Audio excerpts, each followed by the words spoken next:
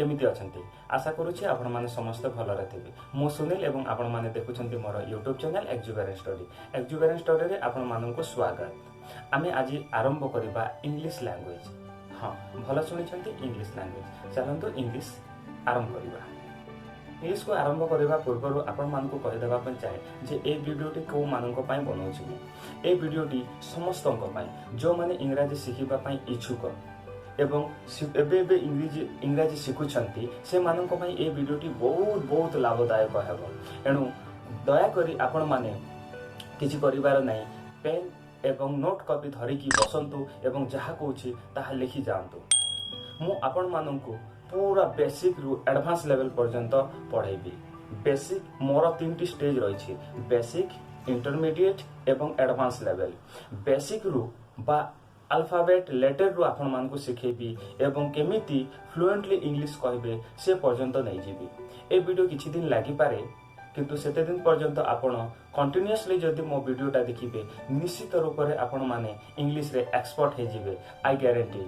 आ आपण माने कोनोसी जगह रे भी जदि डिफिकल्टी फेस करूछंती तेबे कमेंट बॉक्स रे लिखिकी जणाई देबे। मु डेफिनेटली आपनकर रिप्लाई देबा पई चेष्टा करिबी। आउ मध्य होची मोर व्हाट्सएप नंबर रे आपण मध्य डेफिनेटली कहि पारिबे एवं जणाई पारिबे so that I can clarify your doubt in any moment and any time without any problem. So I guarantee, and this is for you, so that please keep on watching and keep on learning. Okay, let's get start. Let's start from very basic of English language. What is the basic unit of English language? That is letter বা অক্ষর বা বর্ণ। A set of letters form alphabet অর্থাৎ किछि गुड़े अक्षर मिसी वर्णमाला होता है। There are 26 letter in English language. इंग्राजी रे 26 टी अक्षर रही। They are A B C D E F G H I J K L M N O P Q R S T U V W X Y Z. ए थिला आपण मानकर alphabet. एठारे आपण देखि पारुथिबे जे दुई प्रकार अक्षर बा लेटर्स रही। गोटे हैला कैपिटल लेटर बा बड़ अक्षर आउ अन्यटी हैला स्मॉल लेटर बा छोट अक्षर। आउ मध्य कैपिटल लेटर को अपर केस एवं स्मॉल लेटर को लोअर केस कहा जाए। लेटर बा अक्षर को फॉन्ट मध्य कहा जाए। आपण जदि कंप्यूटर ऑपरेट करूथिबे तेबे निश्चय अपर केस लोअर केस एवं फॉन्ट विषय रे जानिथिबे।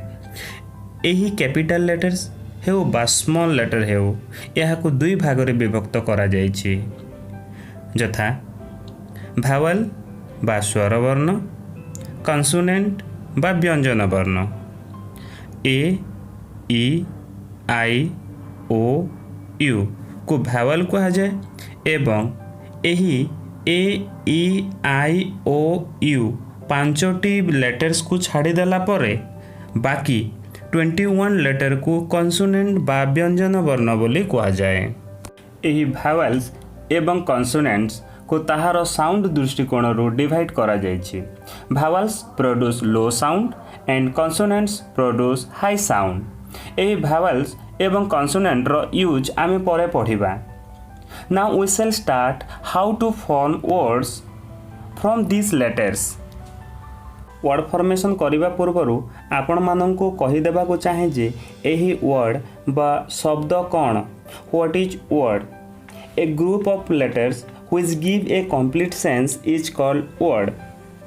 जदि किछि वर्ण बा अक्षर मिसी एक अर्थ प्रकाश करे ताहाको वर्ड बा शब्द कहा जाए। एहा एक लेटर भी होई पारे एवं अनेक लेटर रो समाहार भी होई पारे। One letter words are A and I. Most common two letters words are am, we, me, my, us, he, it, do, each, be, each, at, so, by, or, on, if, of, and, go, no, etc.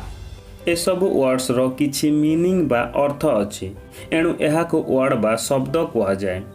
ଉଦାହରଣ ସ୍ୱରୂପ ଗୋ, G O ଗୋ ମାନେ ଯିବା, ଯଦି ଏହାକୁ ଓଲଟାଇ ଦିଆଯାଏ ତେବେ ଓ G ତାହାର କୌଣସି ଅର୍ଥ ପ୍ରକାଶ କରିବ ନାହିଁ, ଏଣୁ ଏହାକୁ ୱାର୍ଡ଼ କୁହାଯିବ ନାହିଁ।